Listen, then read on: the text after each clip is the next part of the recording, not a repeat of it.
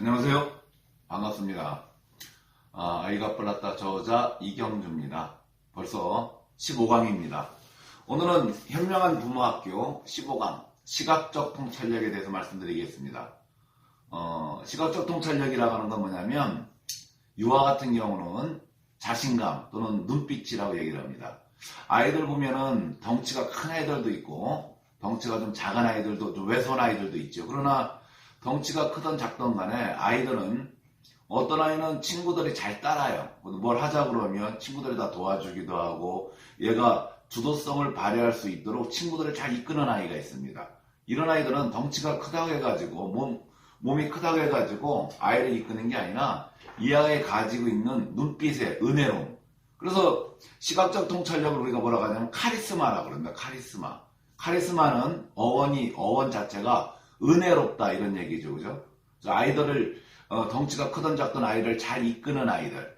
이렇게 시각적 통찰력이라는 우뇌의 뇌 기능을 잘 발달하게 되면 먼 날 어떤 아이가 되느냐? 리더십이 좋은 아이가 됩니다. 또 어떤 아이가 되냐면 관계력과 친화력이 좋고 사람들을 갖다 리드를 잘 해나가고 또 미래를 예견해 나가는 그런 능력도 탁월하게 되죠. 그래서 좀 더 우리가 글로벌화된 아이, 그죠? 글로벌화된 아이 또는 사회성이 좋은 아이 이런 요인을 많이 가질 수 있게끔 도와주는 그 기능이 뭐냐면 바로 시각적 통찰력이라는 뇌 기능입니다. 그 시각적 통찰력이란 눈빛, 자신감 또는 카리스마다 이렇게 얘기를 합니다. 그 시각적 통찰력은 앞을 바라보고 살펴 예견하고 이루어 나가려는 추진 능력, 통솔력 이렇게 정의를 합니다. 즉 지금의 어떤 현 상황을 잘 기반으로 해서 앞을 갖다 바라보고 잘 예견해 나가고 그걸 갖다 잘 이끌어 즉 통찰력이 좋은 아이 이런 아이가 되죠. 그래서 뭔가 자기의 방향성이나 미래에 대한 예지력 같은 거 이러한 부분들을 잘 선정하고 결정하고 추진해 나가는 능력이 좋은 아이. 그래서 유아기에는 이 시각적 통찰력을 뭐라고 하냐면 눈빛, 자신감 또는 카리스마 또 눈으로 보는 집중력 이렇게 이야기를 많이 하고요. 이 시각적 통찰력이라는 뇌 기능이 잘 발달하게 되면 초등 이상이 되면 리더십과 통솔력이 좋은 아이가 됩니다. 그죠? 그래서 이 운해에서 협응력, 마음의 집중력, 협응력을 마음의 집중력이라고 그러죠. 그래서 아이들이 마음 여리고 기질적으로 좀 여린 아이들, 이런 아이들은 협응이라는 뇌 기능이 닫혀 있고 또 두 번째 구성이라는 뇌 기능, 의욕과 열정, 자기 주도성을 갖는 구성력이라는 뇌 기능이 닫혀 있을 때는 그런 좀 무기력화된 그런 현상을 좀 많이 보이고요. 이제 세 번째 이야기하는 시각적 통찰력이라는 뇌 기능이 좋은 아이들은 미래를 예견하고 친구들을 잘 이끌어가고 협력하는 그런 능력이 탁월하지만 시각적 통찰력이라는 뇌 기능이 약한 아이들은 어떠냐면 친구들과 어울리는 걸 굉장히 어려워해요. 또는 뭐냐면 낯선 사람 보면 자꾸 숨고 집에서는 안방울항인데 밖에만 나가게 되면 귀도 못 피는 아이들이 있죠. 이런 아이들 항상 엄마 뒤에 숨으려고 하고 이런 아이들이 시각적 통찰력이 낮다고 이야기를 합니다. 그러면 이 시각적 통찰력이 낮은 아이들 이제 BGA 두뇌 종합 검사를 하게 되면 시각이라는 뇌 기능이 낮은 아이들이 있어요. 이 낮은 아이들은 왜 시각적 통찰력이 낮나? 그 원인이 어디에 있는가? 첫 번째, 왜 아이가 눈빛이 약하고 귀가 죽었을까요? 그 친구들을 잘 이끄는 그런 눈빛이 약한 이유. 이건 첫 번째 그 시각이라는 뇌 기능이 닫혀 있을 때, 발달하지 않았을 때 첫 번째 원인은 뭐냐면 양육자. 그 아이를 키우는 양육자, 부모님들이 되겠죠. 양육자의 잔소리나 큰소리나 윽박지름의 그런 환경에서 자란 아이들. 이런 아이들이 대개 시각이라는 뇌 기능이 발달하는데 어려움을 많이 겪고 있습니다. 그래서 잔소리 나는 건 그런 거잖아요. 하루에 했던 이야기를 계속해서 반복하는 거. 어머님들이 하루에 아이들한테 하는 이야기를 한번 쭉 A4용지 한번 적어보세요. 그러면 했던 내용이 반복되는 게 굉장히 많습니다. 이런 것이 반복되면 이런 것이 반복되는 걸 우리는 잔소리라고 그러고 가끔 윽박지르는 것도 있죠. 언어적으로 윽박지르는 건 괜찮은데 비언어적 얼굴 표정까지 힘을 주면서 윽박지렀을 때 이때 아이들은 눈빛이 약해지고 기가 죽게 되고 이런 현상이 벌어지죠. 두 번째는 어떤 아이들이 시각이라는 뇌기능이 약하냐. 두 번째는 형제관계에서 좀 스트레스 있는 아이들. 그죠? 형제관계에서 치여있거나 눌려있는 아이들. 이런 경우에 시각이라는 뇌기능, 즉 자신감과 눈빛을 갖다 담당하는 시각이라는 뇌기능이 신장이나 향상되지 않습니다. 세 번째는 친구관계에서 센 아이들 옆에 잘못 가는 아이들이 있죠. 편한 아이들은 잘 끌어가는데 나보다 센 아이들은 항상 맴돌고 이런 아이들. 원회가 보게 되면 한쪽이 항상 움츠려져 있고 발표하라 그러면 친구들한테 눈을 마주보고 발표를 못해요. 그래서 친구들 눈을 갖다가 여기 한번 쳐다봤다 저기 한번 쳐다봤다. 그죠? 친구들의 눈빛을 받아들이는 그러한 뇌기능이 약하기 때문에 그래서 친구 관계에서 자신감이 없거나 친구 관계에서 스트레스가 있거나 친구 관계에서 기가 죽은 아이들 이런 아이들은 이제 세 번째 원인이고 네 번째는 어떤 원인이냐면 눈빛이 약합니다. 눈빛이 약해서 집에서는 안방호랑이 집에서는 큰 소리 땅땅 치고 그러는데 밖에만 나가게 되면은 낯선 사람 보면 뒤에 숨고 맴돌다가 다가가고 이런 현상들이 나타나요. 이런 현상들이 나타날 때 네 번째 이 시각이란 뇌 기능이 닫혀있다 이렇게 얘기를 합니다. 다섯 번째는 뭐냐면 자신감이 약해 낯선 사람 보면 자꾸 피하는 아이들이 있어요. 그죠? 이런 아이들. 여섯 번째는 운에는 뇌의 영역 전체가 연결 구조로 되어 있기 때문에 자원회가 다 연결 구조로 되어 있죠. 네트워크가 모든 뇌 기능 연결 구조로 되어 있는데 협응이나 구성력에 영향을 받았을 때, 즉 아이가 시각적으로 친구들을 보고 당당하게 눈을 마주보고 이야기하지 못하는 이유는 어디 있느냐? 아이가 기질적으로 열입니다. 또는 아이가 자기 주도성이 약해요. 뭔가 하려는 열정이 약해요. 이런 경우에도 시각이라는 뇌 기능이 닫혀있는 경우가 많이 있죠. 자, 그러면 이 시각이라는 뇌 기능이 닫혀있는 직접적인 기능적 원인은 이렇게 6가지 원인 말고도 많이 있지만 대표적인 게 이 6가지 원인들입니다. 그 중에 가장 많이 나타나는 게 뭐냐? 양육자의 잔소리, 큰소리, 윽박 지를 때 아이들은 시각이라는 뇌 기능이 발달하지 못하는 그 직접적인 원인이 있고 두 번째는 형제관계에서 스트레스가 있는 아이들 세 번째는 친구관계에서 기가 죽거나 그래서 스트레스 있는 아이들 넷째는 뭐냐면 안방호랑이 그죠? 집에서는 당당하게 엄마가 과잉보를 키워서 당당하게 큰소리 땅땅 치는데 밖에만 나가면 센 사람이나 센 친구나 또는 낯선 사람과 항상 맴도는 경우 이런 유형들이 많이 있죠. 그러면 시각적 통찰력이라는 그 뇌 기능이 닫혀 있을 때는 눈빛과 자신감이 약하다 그래요. 근데 만약에 시각적 통찰력이라는 눈빛만 강하게 어느 한 특정한 그런 화면이나 또는 스크린이나 또는 비디오나 또는 TV나 이런 데 반응하는 아이들이 있어요. 이런 아이들은 뭐라고 하느냐? 우리는 스크린 증후군이라고 그럽니다. 자, 이 시각적 통찰력이 다른 뇌 기능에 비해서 낮게 되면 자신감이 약하고 눈빛이 약하다고 그러는데 이 시각이라는 기능만 시각적 통찰력이라는 뇌 기능만 굉장히 발달된 아이들이 있어요. 즉 아이들이 글밥 책 읽는 건 굉장히 안 좋아합니다. 책 읽는 건 굉장히 안 좋아하는데 뭘 좋아하냐면 TV에 집중하는 시간이 1시간 반 이상 계속해서 집중한다든지 그죠? 그 다음에 비디오, 만화, 판타지 이런 쪽에 시각화된 정보만 아이가 집중력을 발휘하는 애들이 있어요.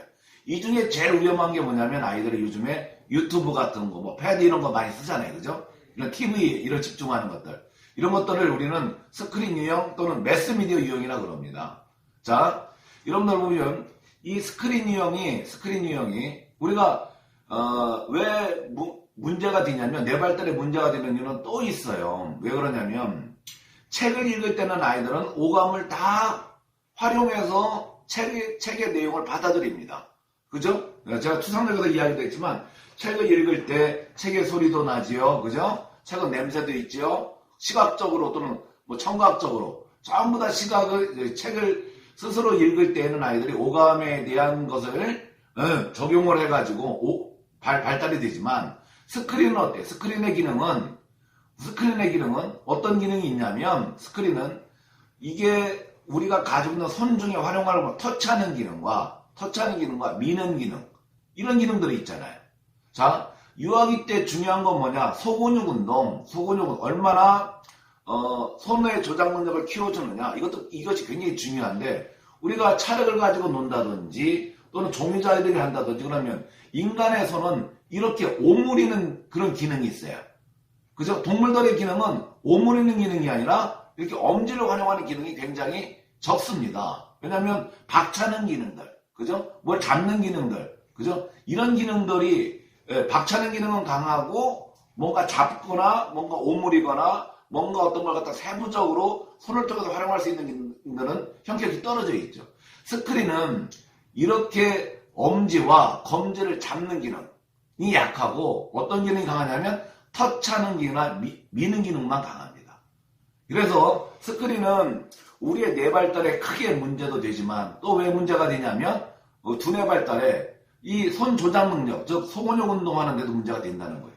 그래서 여러분들이 미국에 보면은 미국의 초등학교에 보게 되면 옛날에는 시청각 교육을 많이 했는데 요즘은 어떻게 되는지 시청각 교육을 전부 다 없앤다고 그러잖아요. EBS 이런 쪽에 방송을 보다 보면 그런 게 많이 나오죠. 그래서 스크린이 굉장히 위험합니다. 근데 가장 위험한 게 뭐냐? 핸드폰이에요. 핸드폰. 부모님들이 아이들 잠자리 들 때까지 핸드폰을 얼마나 안 만지는가가 아이들의 뇌 발달에 도움이 됩니다. 엄마가 핸드폰을 만지고 있으면 아이들은 당연히 호기심이 많고, 그죠? 아이들은 시각적 정보를 빨리 받아들이기 때문에 거기에 빨리 적응하려고 그러죠. 그죠? 엄마가 또는 아빠가 되도록이면 핸드폰을 아이들의 눈에 띄지 않게 하는 게 굉장히 중요해요. 이건 유아기의 문제뿐 아니라 초등학교, 중학교, 고등학교 매일반입니다. 매일반. 그래서 우뇌에서 시각이라는 데가 너무 발달했을 때는 첫 번째 원인들이 매스미디어에 노출이 심한 아이들, 스마트폰, TV, 컴퓨터, 게임기, 이런 거 패드, 유튜브 이런 거에 심한 아이들이 이게 많이 올라가고요. 두 번째는 운회적인 책을 좋아하는 아이들이 있어요. 만화, 환타지, 전래동화, 창작동화 이런 거. 만화, 환타지 이런 것들은 굉장히 좋아하는데 글밥으로 되어 있는 건 안 좋아하는 아이들. 이런 아이들. 또는 비디오 증후군이나 팝콘 증후군. 이런 유형의 아이들도 스크린 유형이 많이 나타납니다. 자, 스크린 유형의 아이가 나타나면 어떻게 되느냐? 스크린은 점차적으로 끊을 수 있는 게 아니라 단호하게 끊어줘야 됩니다. 단호하게 끊어줘야 됩니다. 그래서 집에서 되도록이면 거실에 TV가 없는 부모님들이 아이들한테 자녀 교육이 아주 훌륭한 가정 환경을 만드는 부모를 할 수 있습니다. 자, 그러면 시각적 통찰력이 열려있을 때 아이들은 어떤 현상이 나타나냐? 시각적 통찰이 열려있는 아이들은 첫 번째, 열려있다는 것은 그 기능이 발달됐다는 거예요. 아이들은 첫 번째, 아이들이 목표를 세워 끊임없이 노력하고 목표를 향해 매진하는 그런 현상 보이는 아이들. 여러 가지 어려움이 닥쳐도 좌절하거나 포기하지 않고 도전하고 통솔력이 있어 인간관계를 극복해 나가는 노력과 지혜나 이런 게 돋보이는 아이들이 있어요. 이런 아이들은 시각적 통찰력이 열려있는 아이들의 첫 번째 현상들입니다. 두 번째, 시각적 통찰력이 열려있는 아이들의 두 번째 현상은 뭐냐면, 발달된 아이들의 현상은 목표를 향해 꾸준히 전진하고 탐구하는 노력이나 이런 것들이 굉장히 강해요. 그래서 목표 달성을 잘합니다. 작은 성공 체험을 잘 이뤄내는 경향도 있지만 크거나 이런 목표에 대해서 도전하고 그 열정을 갖고 끊임없이 추구해 나가는 그러한 성향이 강하죠. 그래서 목적한 곳에 찾아가는 또는 어떤 길찾는 목적한 곳으로 찾아가는 그런 능력도 뛰어난 아이들이 보면 시각이라는 뇌 기능이 열려있는 아이들이고, 세 번째는 학습적으로 보게 되면 시각이라는 뇌 기능이 열려있는 아이들은 문제를 창의적으로 해결하려는 능력이나 결정을 내릴 때 과감합니다. 그럼 뭔가 어떤 의사결정을 할 때 신속하게 내리고 그 의사를 분명하게 또 전달하는 기술도 뛰어나다. 이렇게 볼 수가 있습니다. 그래서 시각적 통찰력이 뛰어난 아이는 이런 세 가지의 그런 현상을 보이고, 시각적 통찰력이라는 뇌 기능이, 눈빛, 자신감의 뇌 기능이 닫혀있는 아이들이 있어요. 닫힌 아이들은 첫 번째, 좀 소극적입니다. 아이들이. 소극적, 좀 적극적이지를 못해. 뭐 하라 그러면 쭈삐쭈삐 이렇게 하고, 그 다음에 방향 감각을 잘 잃습니다. 그러니까 낯선 자리를 싫어하고, 새롭거나 낯선 자리 보면은 좀 싫어하고, 그 다음에 생각이 좀 조급하고, 많이 설치기는 하나 노력에 비해서 효과가 좀 적은 아이들. 이런 아이들이 시각이라는 뇌 기능이 약한 아이들의 현상, 첫 번째 현상이고요. 두 번째 현상은 끈기가 없어요. 그래서 목표가 없어서 포기를 잘하고 매사에 발전 속도도 느리고 성취 욕구도 약하고 친구 관계에서 자신감이 없고 어울리거나 아니라 사회성도 부족한 아이들의 현상들, 이런 현상을 보이는 아이들이 두 번째 시각이라는 뇌 기능이 약한 아이들의 현상이고요. 세 번째는 뭐냐면 남들 앞에 딱 서면은 당당하게 둘 못 마주치죠. 그래서 부들부들 떨면서 목소리가 기어 들어가는 아이들이 있어요. 그래서 자신감이 없어 발표를 기피하는 아이, 정리되지 않은 말들을 아무렇게나 두서없이 장황하게 들어오는 아이. 그러니까 말은 장황하게 하는데 내용이 없어요. 우리가 입만 설었다고 그러는데, 이런 아이들이 보면 시각이라는 뇌 기능이 약한 아이들의 세 번째 현상입니다. 자, 이렇게 시각적 통찰력은 눈빛, 자신감 또는 눈에 대한 집중력이라고 그래요. 이 뇌 기능이 잘 발달된 아이들은 나중에 관계력과 친화력과 사회성이 좋은 아이가 되고 배려, 양보, 포용을 잘하는 아이가 됩니다. 자, 그래서 시각적 통찰력이라는 뇌 기능은 유아기의 어떤 영역보다도 굉장히 중요하다. 이 뇌 기능을 잘 발달해야만 나중에 사회에 나가서 많은 사람들과 리드하고 소통하고 그 사람들과 의사결정할 때 그 사람들의 의견을 존중해주고 또 언어로 제압하는 게 아니라 은혜로운 눈빛, 카리스마 있는 눈빛으로 사람들을 통솔할 수 있는 위대한 아이가 되죠. 우리는 말로써 사람을 제어하는 사람을 하수라 그럽니다. 또는 주먹으로서, 행동으로서, 주먹으로서, 폭력으로서 제어하는 사람을 아주 더 하수라 그러죠. 가장 위대한 사람은 뭡니까? 카리스마 있는 은혜로운 눈빛을 가지고 사람을 이끄는 사람. 말은 많이 안 하는데 사람들이 많이 딸고, 이런 사람들이 대부분 다 은혜로운 눈빛을 가졌다, 카리스마가 있다, 이렇게 얘기를 합니다. 자, 오늘은 시각적 통찰력에 대한 개념에 대해서 말씀드렸습니다. 감사합니다.